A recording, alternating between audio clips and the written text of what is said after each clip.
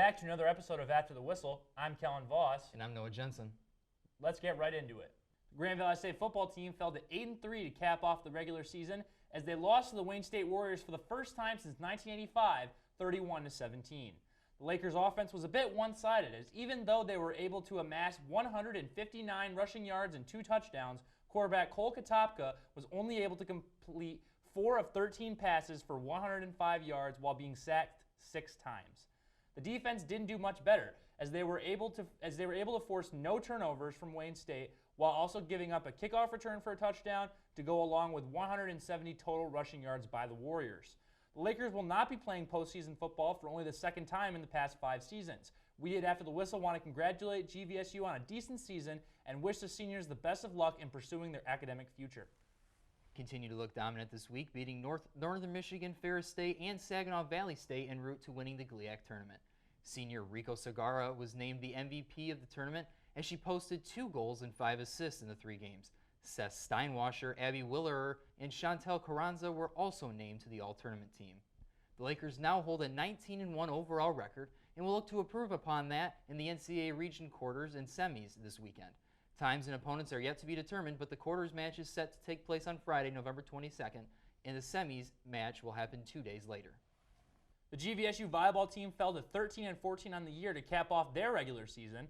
With an 8-8 record in the conference, they rank 6th in the GLIAC and will compete in the conference tournament. Friday saw the Lakers lose in 4 sets to Ashland before the squad lost to Wayne State in 5 sets the following day. Rachel Jaquet led the Lakers in digs in both matches, totaling 73 total over the weekend. GVSU volleyball will fight to stay alive in the quarterfinals of the GLIAC tournament this Wednesday, November 20th. They will travel to the Great White North to take on the Michigan Tech Huskies. Finally, both men's and women's basketball teams combined to go 2-1 over the weekend. The women won their only game of the week as they thumped at home on Sunday, 72-57. Maddie Daly led all Lakers with 20 points. They have improved to 3-0 on the year. The men split their games this week.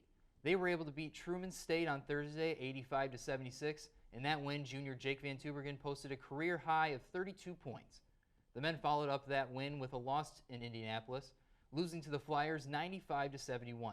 Junior Christian Negron led all Lakers in that game with 17 points. Both teams have multiple games this week. The women play at home on Friday, November 22nd, where they will face Hillsdale at 6. They'll face the University of Findlay 2 days later at the GVSU Fieldhouse Arena at 1 p.m. The men will travel to Cedarville, Ohio to take place in the Don Callen Classic. They will face Cedarville and Ohio Dominican on the weekend. That will do it this week for Grand Valley Sports. Until next week, I'm Kellen Voss. And I'm Noah Genson. All game, all season, always on After the Whistle.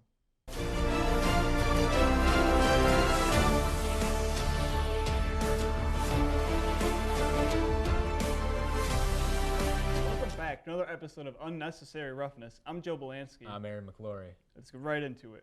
So, we are through 11 weeks of the NFL, right? You know, things are starting to shape up. Unfortunately, we'll get local here. Prime time yesterday for the world to see because, of course, the Bears were on Sunday Night Football.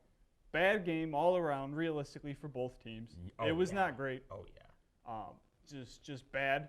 And then it just got even worse, and now the Bears season's over. Because this was a game where, and I might have mentioned it earlier, where it was like my dumb brain, like the Bears win this game, I convinced myself they're saving the season. But then after seeing yesterday, it's, you know, we got mystery injuries showing up. Like, I get that there's like HIPAA laws and regulations and stuff like that, but like the McCaskies, whoever, team doctors, they need to make an MRI public of that man's hip so we know we're not getting bullshitted. Because we already know that we are, but it's like,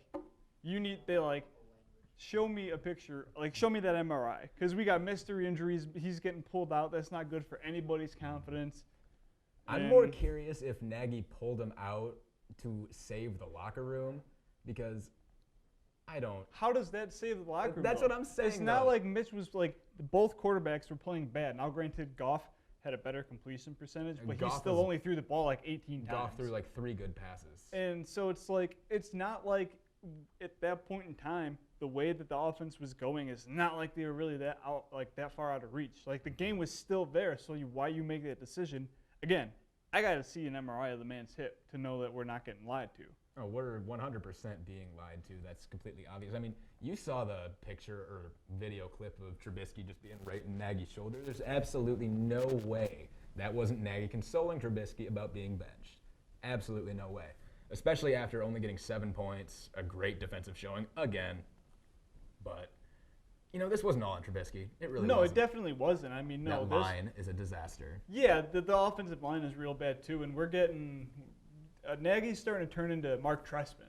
And now the Mark Trestman era was Nagy's starting to turn into Chip Kelly, more in my opinion. But anyway. Well, but the Mark Trestman was, we had a fantastic week of practice, and then they looked like absolute dog poop on the field, and then they just like snap back on the media and like argue with everybody. So that's when Nagy's turned into, I don't know what you do from here, but the season's over. I mean, you may as well just commit to mediocrity, and it's not like they have a first-round pick, so really nothing matters.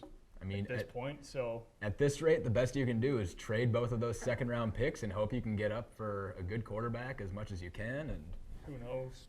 Yeah, exactly. Who knows? Because Khalil Mack's not getting any younger. Roquan Smith looks pretty nice. Kyle Fuller, he's pretty good still. Eddie Jackson has regressed a little bit without Adrian Amos. But I mean, there's also outside of Allen Robinson and maybe Tariq Cohen, there's no pieces on that offense. Well, and there's no tight ends. I mean, they drafted. Trey Burton's a nightmare. Yeah, that was sort of at this point a bust of an offseason Big signing. Bust. He has one good play in his entire career, coming off of an amazing play in a Super Bowl, and then he gets a ton of money, and it just doesn't work. I don't know. It's over, and it's whatever. Football's dumb. Yeah, well, I feel the same way because, of course, the Detroit Lions yesterday, once again without Matthew Stafford, which is fine. If you IR him at the rest of the season, it's fine. But the offense looked pretty okay, to be honest. Like, Jeff Driscoll is not bad. And, heck, if the Lions can get like a third or fourth round pick and trade value for the guy from somebody, I doubt that's actually going to happen. But if so, that'd be great because I hear people saying trade Matthew Stafford. No. We're not going there. That's not going to happen. But that offense is really nice because the offensive line isn't completely dreadful. Taylor Decker completely was. But I think the interior guys do well. Ragnow, Glasgow, and Dahl. And I don't know why Kenny Wiggins is rotating in, but Glasgow, Ragnow, and Dahl do pretty well. Marvin Jones had a great day yesterday. 2 touchdowns. Kenny Golladay only had 1 great catch.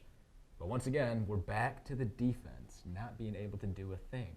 Dak Prescott, 444 yards and 3 touchdowns. What are we doing here? But does that also surprise you, though? Like, that Dak is, that caliber of a player. Dak has changed my mind this year because coming into the season, I didn't think he was that way. I was wrong about Dak. He can ball. Oh, yeah. I don't know if he deserves $40 million or not because I don't know if anyone does at this rate in the NFL. I mean, he's going to get it. If that's the market, then he's going to get it. Set it. If that's his That's market, capitalism, then, baby. Yeah, he's gonna get it because that's $5 million more than Russell Wilson's getting. And then, first of all, before we move on from the Lions, when on earth did Bo Scarborough join the Lions? He was on the practice squad, I believe, 2 weeks ago, and honestly, I don't understand because he was on the Dallas practice squad for a while. I don't understand how he didn't get a place spelling Ezekiel Elliott because that big of a guy behind that offensive line could have done great. But I mean, he had a pretty good day for the Lions yesterday. And yeah, but he just appeared out of nowhere. I was just watching it or whatever, and it was running backs Bo Scarborough. That's running backs in today's NFL. They're not as valuable. It's easier to find a running back off the street. He was just a dog at Alabama. This dude. Man, Alabama and them running backs, bro, they crank them out. Absolutely. But in terms of moving away from the NFC North, because what we all thought maybe at the beginning of the season, hey, this is going to be a competitive division, it's just stupid and it's not. It's a two-horse race, and of course it's not a hard race. Yeah, that's how Michigan State was, by the way, but this is not college. The set, but consummate pro. So anyway, looking at the entire NFC picture, obviously you got to think Green Bay wins the North. Because I'm not sold on Minnesota. I mean, they got to play in Minnesota again, but and looking at the Vikings schedule, I expect them to go 11-5 at absolute worst. But the Packers, I've been saying all offseason the Packers could go 14-2 with those defensive additions. And of course, Aaron Rodgers is Aaron Rodgers. They play San Francisco on Sunday, and that San Francisco home field advantage, it's not as deadly, the West Coast road trip, not anymore with today's technology. And Aaron Rodgers on the road is not that bad anyway. It's not negative conditions, so I feel like the Packers are going to win this game and get the 1 seed, yeah. You never know. I mean, it's obviously just Aaron Rodgers owns real estate in all of our brains as fans of teams. Honestly, I'm at the rate where I'm an Aaron Rodgers defender. I don't even hate the guy anymore. No, it's like a respect. It's like I hate his guts, but it's like all you can do is tip your cap. I don't even hate him anymore because I've seen him do. He's just damn good, and you're like, I hate you, but like. He does it to all other 30 teams. teams. No, exactly. So it's okay. So we got Green Bay out the north, right? And then San Fran. Okay, you like them out of the west? You don't think that Seattle can't? You see, Seattle has to go into San Fran one more time. They also, I don't remember, there's like 2 other tough games. They have to go into Carolina, and then there's another tough road game that I cannot remember for the life of me right now. I would think that defensive front for Seattle can get to Kyle Allen. We saw the game that he had yesterday. Clowney and Ansah are pretty awesome, but I don't know. Part of me is worried about a trap game in Carolina, maybe getting Seattle. Don't get me wrong. Seattle is freaking elite. They could make the Super Bowl, and that would shock absolutely nobody given how they are. And, I mean, New Orleans, they're awesome, just the same. Especially with Drew Brees back. And, I mean, I don't know. I'm lower on Drew Brees. When he's this old, he's a Hall of Famer, 100% sure. But right now, I don't know if he's winning in the playoffs. That defense is going to be... That defense is what they got to count on. And then Dallas, if Dak's throwing for 400 yards and that defense even plays moderately okay, they can do things too. And that's the weird thing, though. I'm not sold on Dallas. Obviously, we see what they could do, against sometimes lesser teams. I'm not sold on Dallas. I just don't think. I think this is kind of the end of Jason Garrett's rope, too, at the end of the season. I think Jason Garrett's going to. I think Jerry Jones is going to keep him around just out of stubbornness because it's Jerry Jones. And Philadelphia, I don't know, man. I keep thinking they might be able to sneak in the East, but, they're just so disappointing this year, man. Injury bug, and then Carson Wentz just hasn't played like I thought he would. I thought he'd need 1 year off the ACL, and boom, he'd be good. Hasn't been this year. And Alshon Jeffrey, he's also been a disaster. Injury, and he's just, out of shape. I don't know if the injury keeps affecting him or not, but he's just not been good. And so moving on real quick, because we're running out of time here. Obviously, as far as I'm concerned, the AFC is New England, Baltimore. Does anyone really out of the AFC do you think can make it out? Now, based upon what we've seen through 11 weeks? Kansas City is always going to be capable of putting 40 on you. And their secondary isn't as bad as it's made out to be, but they also can't stop the run. So I feel like they're the 3rd team in the AFC. The Texans have a really high ceiling but a really low floor. My God, they got destroyed by Baltimore yesterday. So I'm out on them as a Super Bowl contender. I think they could win the AFC South. They could win a playoff game. They're not going any further than that. The Colts, they lost to the Dolphins. They're capable of beating the Patriots. They're literally capable of beating the Patriots and losing to the Dolphins. But the Colts, they're not going to put up more than 31 on you, but you're probably not scoring any more than that on them. On top of that, they're a really solid team. Buffalo, they're the Bears without the turnover problem. That's Hey now, don't go after 2 of my quarterbacks. I like Josh Allen. I said without the turnover problem. And I mean, Allen's a little erratic, sure, but it's really outside of John Brown, he doesn't really have the weapons. Nope. And then, other than that in the AFC, I mean, maybe Pittsburgh, with how great their defense is. And honestly, I'm not going to touch on the Myles Garrett BS, but Mason Rudolph not getting suspended is a bad thing for the Steelers because I think Duck Hodges is better than Mason Rudolph. That's not even a hot take. Mason Rudolph's just bad. And with that, that's all we got for you. Yeah, I've been Joe Bielanski. And this is Aaron McClorey. We'll see y'all next week.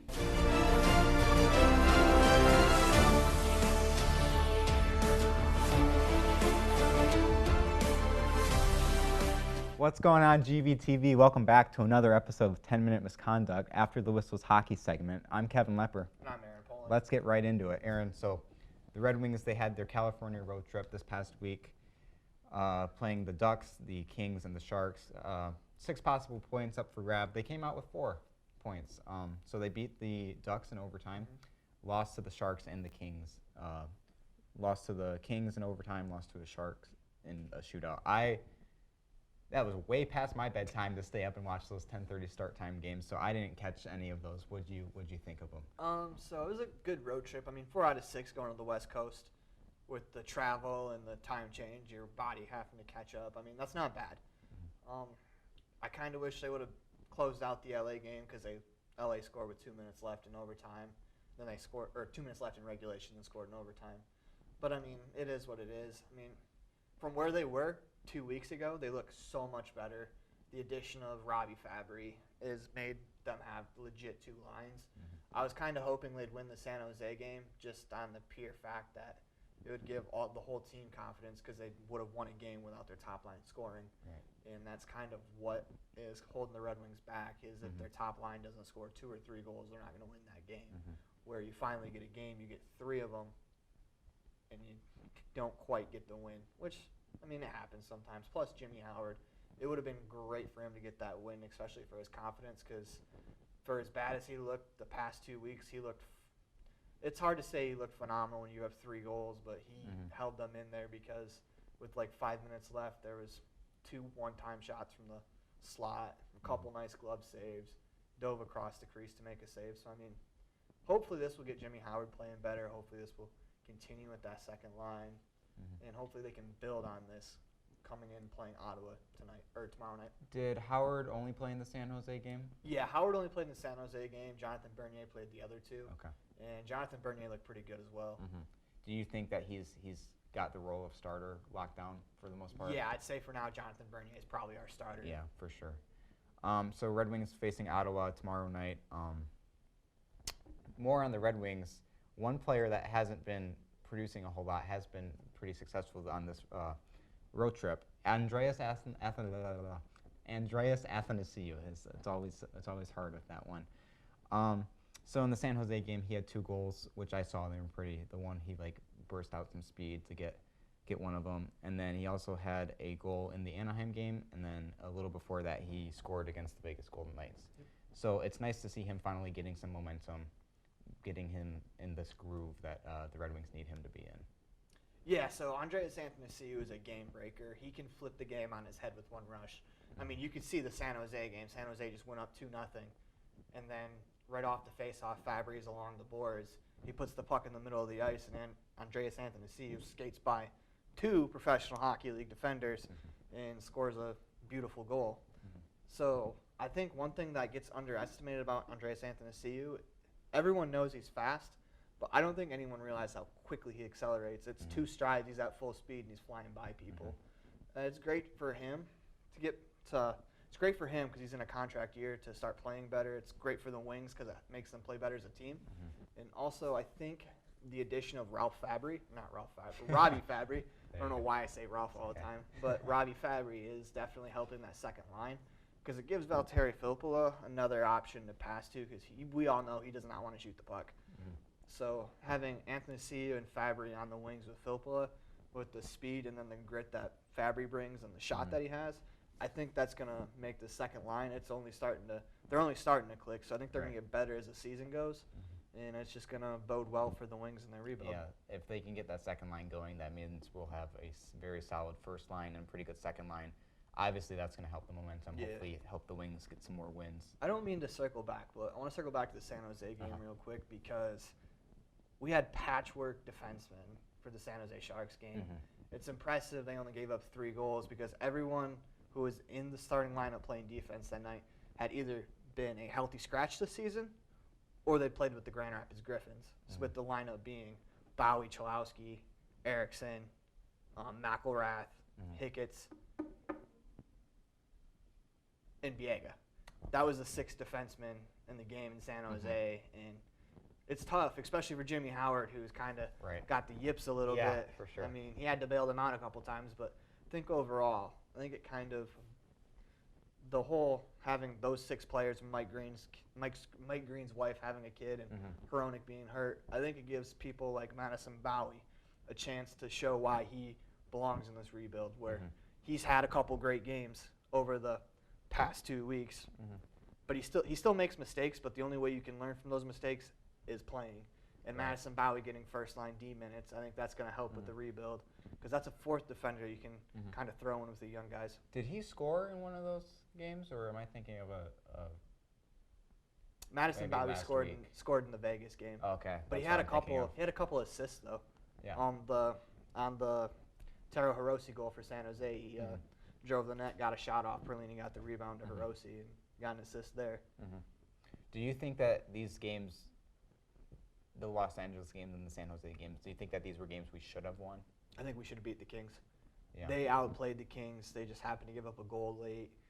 San Jose, they kind of battled back. That one could go either way. I mean, it's tough when you get yourself down 2-0 Right. to come back and win. Continuing on with Red Wings related news, there is a recent trade rumor that has surfaced. So Stevie Yzerman was in Finland scouting. I don't even know how to pronounce Jesse Poliviari. Poliviari. See, that's the beauty of the NHL is all these names that don't have not a vowels name or anything. Alphabet soup. Yeah. So there's a rumor that's come up that the Red Wings are going to look to trade a first-round pick in 2022 and Oliver Kasky, one of the prospects. What do you think about this? I'm torn. I don't think this is a trade that we should make, unless if you think Poliviari is going to be that type of game breaker, because he only has 17 National Hockey League goals. He's only 21 though, in a 2022 first-round pick.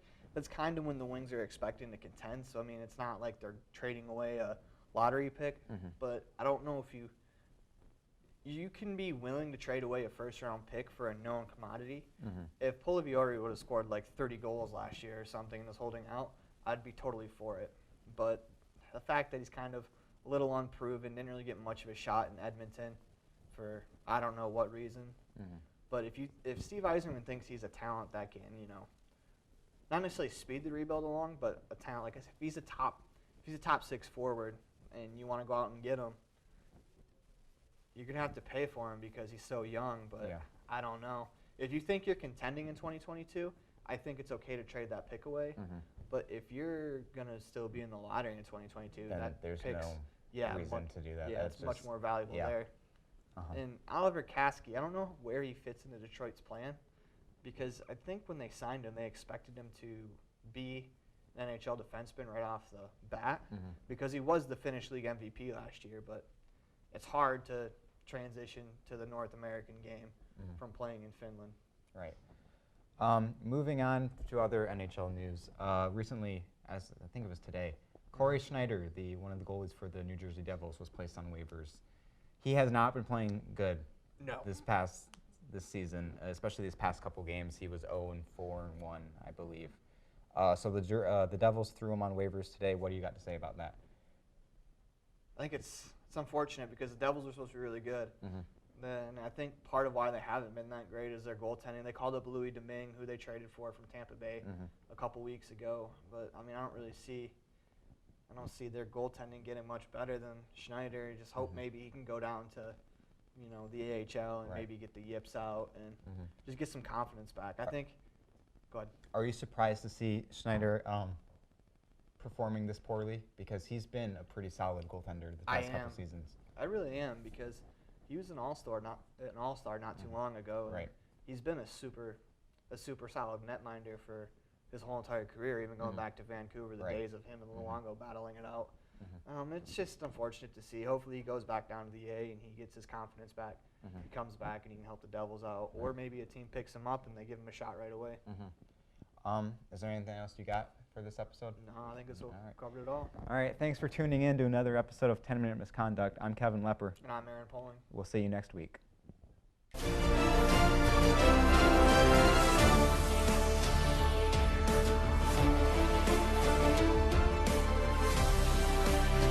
What's up, guys? Welcome back to Full Court Press after the Whistles basketball segment. I'm Noah Genson. I'm Aaron McClorey. And let's start off with the Pistons.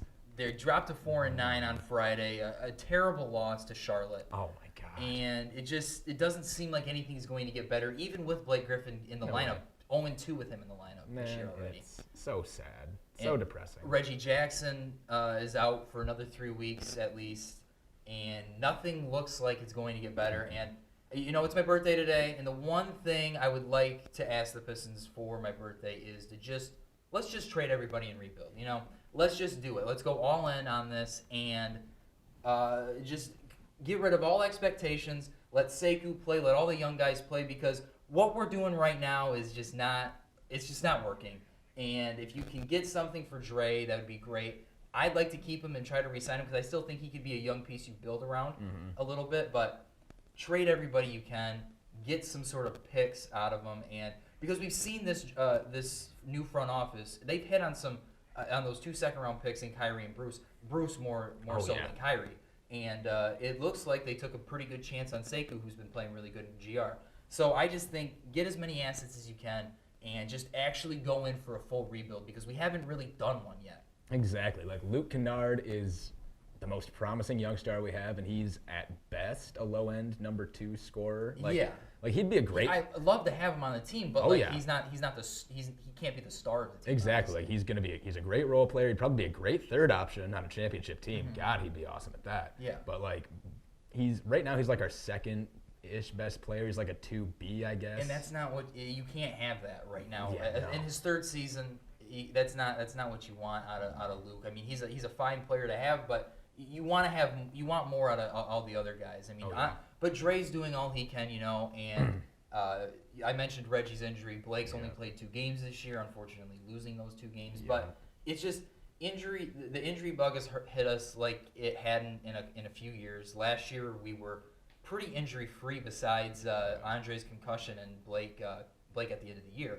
Other than that, there were really no injuries to speak of on this team, and it would have been nice to get that again this year, but we're the Pistons. We can't get luck 2 years in a row. Right. So these injuries happen, and I think the front office just has to realize that now is the right time. This is the year that you just need to fold. You need to fold what you have going on and just start the rebuild and figure out a way to just gather more assets and find a way to just actually go through the rebuild and not have any expectations on this team to win, because I hate watching games and losing to Charlotte when I know they should be winning that game. Oh my goodness. And to fight for an 8 seed again, we were talking about this pre-show, to fight for an 8 seed for 2 years in a row, that's just not a good look for an organization. You fight for that 8 seed last year, but you have to be fighting for like a 5 or a 6 seed now.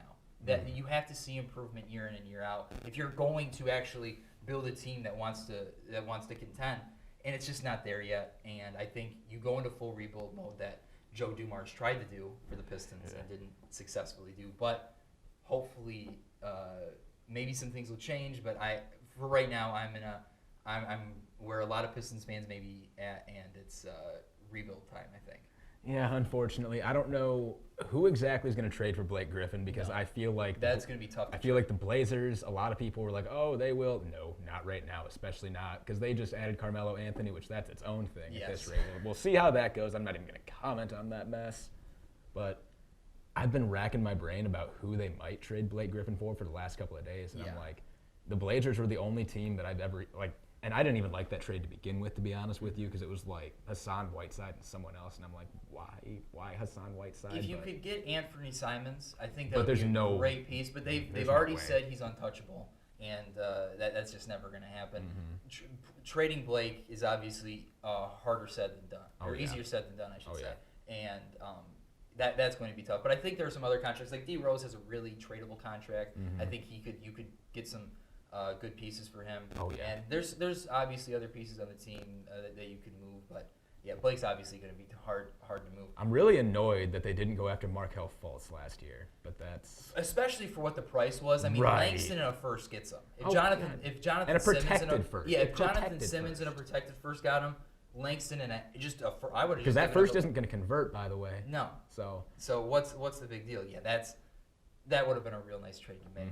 One team that is really exceeding some expectations in the East, though, are the Boston Celtics. Oh my God! 10-2, leading the East. Should be 11-1. No, but should be 11-1. Should have won 11 in a row. They lost opening night and had won 10 straight. Oh yeah. Lost.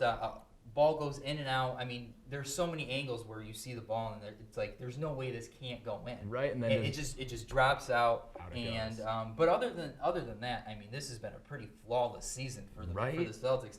Everything has gone right. I mean, nobody was really counting them out of the East, But I don't think anybody thought that this early that everybody would be gelling together as well as they are. Right, like I had him 4th in the East, specifically expecting everything to be a little screwy at the start of the season. But like right now, you have Kemba Walker averaging 24.5 points a game. Jason Tatum and Jaylen Brown are both averaging 20 plus. Gordon Hayward, unfortunately, his hand's still injured, but he was averaging 18.9 points before he went out. He was a real surprise to a yeah, lot and of people. awesome. He looked to be back before his injury. Yep, and thankfully this isn't like a serious injury. Catastrophic. Like it's his offhand. He should be able to come back and be just fine. Like shake off the rust a few games maybe, but he'll come back, be perfectly okay.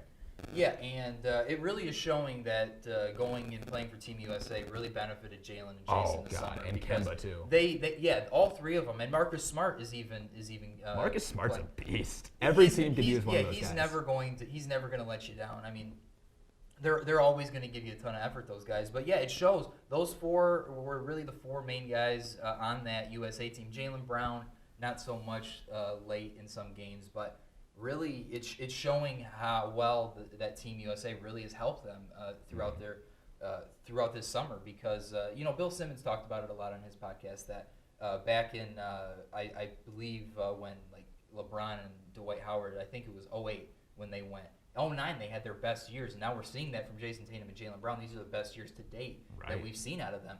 It's also showing how big of an addition by subtraction Kyrie Irving was. Oh Lord, yes. I mean, just that alone has changed this team immensely. Right? And Like I might have mentioned this last week, but I think Kemba Walker is much more comfortable playing off ball than Kyrie is, and he's not as much of a demanding like give me the ball ISO score, which by the way, negative effect in Brooklyn. That's why they have a losing record. Yeah, I was just going to say, I'm just going to leave that they're alone. sitting at 5-7 right now. Like his 50-point game that they lost against the Timberwolves. I mean, I'm not that shocked that they lost that. Exactly. Just to be honest. But do you think it's sustainable for Boston to really stay up there at the Oh top? Lord, yes. Brad Stevens is. I mean, everyone loved him as a coach. Everyone kind of like died down on him after last year. It didn't end so well, but I mean, before that, everyone was thinking, oh, Brad Stevens is going to be coach of the year 2018-19 season, and that might actually happen now because this is looking awesome for the Celtics. Yeah, it seemed like every year Stevens is always in the discussion for coach of the year. It doesn't seem to happen. But this year, with what he's got, this is really not a great group. It's not the best unit he's had. I mean, last year that roster was clearly much better than this. But now, just what he's been doing, I mean, you can even talk about what Spo's doing and Miami. Lord, yeah. Them being the 2 seed right now in the Eastern Conference. Spo is clearly, I would say Spo is at the top of the list for, for coach of the year. But Stevens is right there with what he's doing with this Boston group. Moving on to the Western Conference real quick, one team I really want to touch on is the Utah Jazz. I think we had mentioned Mike Conley not really playing his best basketball early on in the season, but in a loaded Western Conference, we still see Utah sitting at that 4 seed with the struggles that Mike Conley has had, and that is mainly because they're still the top team really defensively. And I think a huge part of that is Conley isn't struggling on defense. No. Like, it's offensively, like, he can't shoot the ball for anything right now. Yeah. Which, he's old enough and experienced enough. Like, he's got to be able to get out of that. Like, maybe it's, I don't know if it's the environment or if he's just not clicking. Like, it clearly doesn't look like a morale issue because he's playing on defense. He's playing hard every single night. He's getting some, I don't know his assist averages off the top of my head, but I know he's passing the ball pretty well. And everyone else is getting their shots to go, so. Yeah, it seems like everybody's really playing great basketball in Oh, Utah. for sure. Other than Conley. I mean, Conley's offense might have changed a couple of these games. They might be sitting at 10-2 instead of 8-4 right now. But 8-4 was respectable. I mean, they brought in a lot of new pieces. Bogdanovich. Oh yeah, that game winner against the Bucks was so sweet. Yeah, Jeremy Grant was brought in. I think that I was. forgot. Wait, he's on the Nuggets, isn't he? That was the Nuggets. Yeah, that's the Nuggets. Okay, that's my mistake. My mistake. But bringing in Ed Davis. They brought in. He's off the bench. Yeah, I was thinking of a bench guy that they brought in. Yeah, Ed Davis. He's been great. I mean, really subbing him in for Rudy Gobert, you're not missing much defensively out there. And so, if Mike Conley can get back on track, this team could easily be a top team in the West.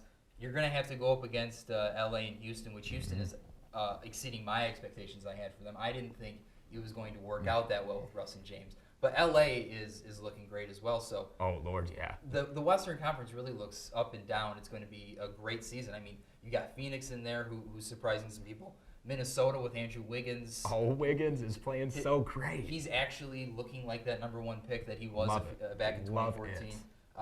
Yeah, and even some teams that are on the outside looking in, whether it be OKC or Sacramento. Sacramento struggled real early, and now They're on fire now. I think they've won. I think 5 out of their last 7. I think. Yeah, 5 of the last 7. Yeah, so it seems like things are for some of these younger teams are looking up, and the Western Conference looks a lot more exciting than the East. And I mean, we knew it was going to be fun this year, and I'm glad it's really shaping up to be that way. And I mean, you and I are the biggest Luka guys probably. We didn't even mention Dallas, who has been struggling. Because Porzingis kind of sucks right now. Offensively, he's not shooting very well. He's avoiding contact too. Like the game against the Celtics, there was a couple of times Marcus Smart switched up on him. Yeah. And that's 7-3 versus 6-3, 6-2. He wouldn't post up on him.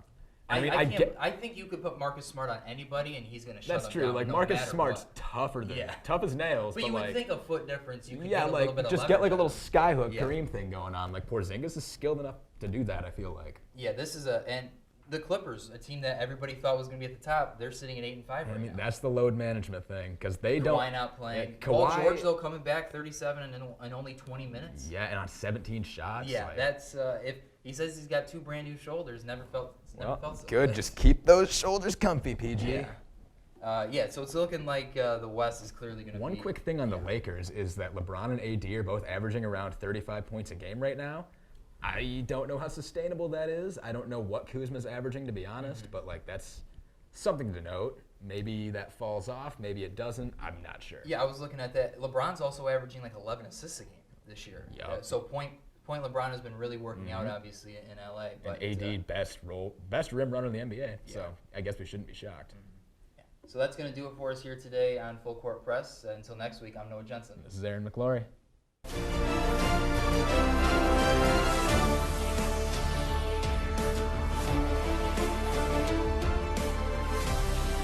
Welcome back to another edition of Everyday is Saturday. I'm Kellen Voss. And I'm Noah Genson. And on today's show, we must recap the quintessential game, the rivalry game of the Big Ten. Yeah. You know, the Paul Bunyan Trophy was this weekend. Michigan won 44-10. Close one. Close one. It was a nail biter throughout. Really kept you on the edge. On that topic, is D'Antonio on the hot seat? You know, here's the thing. It's really frustrating right now that the team is where it's at. And as much as I would like to see a coaching change, just purely because I want to see something new offensively in East Lansing, there's a lot more issues than just what Mark D'Antonio is doing as a coach. This offensive line is depleted like no other. And already coming into the season, it was the same offensive line that gave up a record number of sacks last year. Yeah. And they all, I think some of them actually lost weight on the offensive line, which is never good. You don't want to lose weight when I think every offensive lineman except for one at the start of the year was under 300 pounds. Oh wow! Which in the Big Ten is not going to work with all of the size in the Big Ten. Absolutely. And so while D'Antonio hasn't showed up and hasn't made the right moves necessarily, because the Illinois game is not excusable. The Illinois game you should not have lost that. This game, I didn't think it was going to be like this big of a blowout, but I don't think you can put him on the hot seat just yet. I think you need to see if he can prove himself in recruiting still, see if he can bring in some new faces on that offensive line, rework some things, because even though Brian Lewerke isn't a good quarterback, he has shown he can be at least average as long as he's got an offensive line that can protect him a little bit. Yeah, but he doesn't have that. No, and they don't have that, and so that's where more of Lewerke's struggles are coming from. And while I don't want to, not everything is on the offensive line because there's other issues, obviously. But getting the offense off the field, you're always having your defense out there, and that hurts them because 44 points is not what that defense should be giving up. No, absolutely not. But when you're out there, I believe it's the highest point total that defense has given up all season. It has to have been because that was. Credit to Shea Patterson. That's the best. That's the best game he's ever had. That's the best game he's ever had, especially in a Michigan uniform. Yeah. I think from the other side of the coin, from the Michigan perspective, you were going into this game expecting to win, and this is exactly the best possible case scenario for you. I mean, you trounced Michigan. Did you see the whole thing with the game ball with Harbaugh, where he told Shea to pick up the game ball before they kneeled it, so he could give it to him, but then Shea gave it to Harbaugh after the game, and then it was all that stuff. But yeah, it seems like that it's good to see that they have that sort of jokingly relationship with each other and everything. But yeah, this is obviously Shea Patterson's best game. from the quarterback position. I thought Ronnie Bell also had his best game. I don't think he's getting enough credit. I guess they were joking with him that he hadn't found the end zone in a while, and then finally he gets 2 touchdowns, I think, this weekend, or 1. It looks like he didn't have any touchdowns. Oh, no Ronnie touchdowns. Bell. Oh, okay. No. Then So never mind. he still has yet to find the end whatever zone. I said is completely wrong. Sorry. Yeah, you know what? That's the normal up for us here after Yes. the whistle. But anyway, Michigan now is at 8-2. That game against Ohio State is looking like it's going to be closer than was expected maybe 3-4 weeks ago because Michigan is still continuing to play their best brand of football right now. Yeah, they showed a stat after those 10 games or the last 10 quarters of the offense, and it's completely shifted. I mean, I think they've gotten 125 more yards of offense per game since that loss to Penn State. And it just looks like a completely different team. They're running the ball well. Zach Charbonnet and Hunter Haskins are running the ball well. And all those weapons they have on the outside are finally getting used, and Shea Patterson's finally able to find them.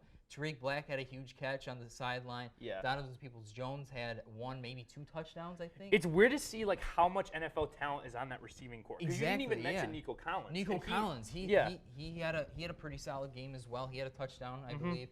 And yeah, all the weapons. I mean, that other than maybe Alabama and maybe a couple other schools, I don't know what school could match up with Michigan as far as the wide receivers go. Yeah. They might have a top 4 wide receiver. I don't know either. I'd put Alabama's receivers ahead of them and LSU's receivers ahead of them. This is a particularly deep wide receiver class. I was listening to the Ryan Russillo podcast about that the other day. This is a class where we could see 8 to 9 wide receivers go in the first 35 picks. Wow.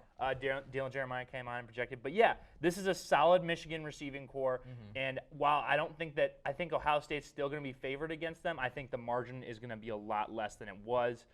Staying in the Big Ten, the Minnesota Golden Gophers had their first loss of the season against the Iowa Hawkeyes this weekend. Yeah, and not surprising because going into Iowa is one of the toughest things to do. I mean, no matter how good that team is or how bad that team is, they're going to give you their best. And bet. Kirk Ferentz is an underrated coach.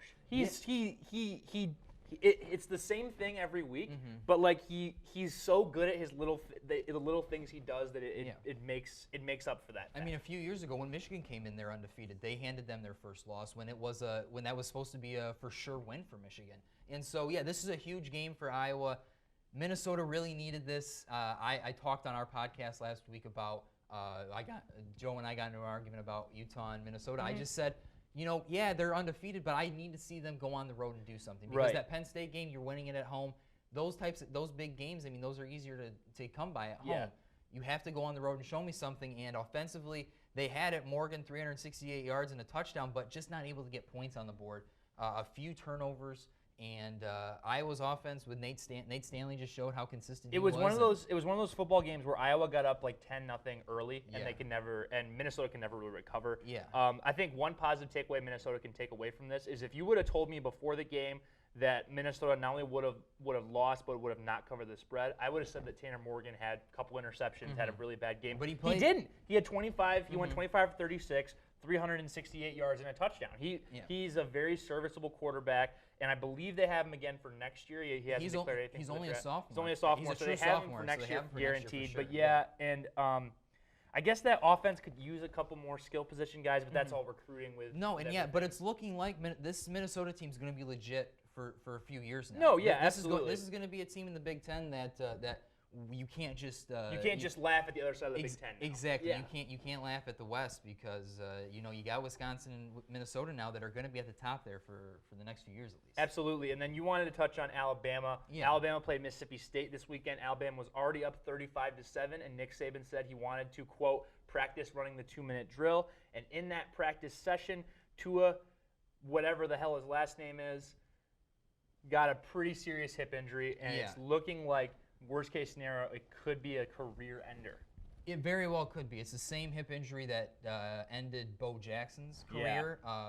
Earlier, this is obviously earlier on in his career, so he hasn't taken as many hits obviously as Bo had at that time, but still very serious. I saw a report that came out today, potentially 6 to 8 months until he could find the football field. Oh, jeez. So he could potentially play next season in the NFL.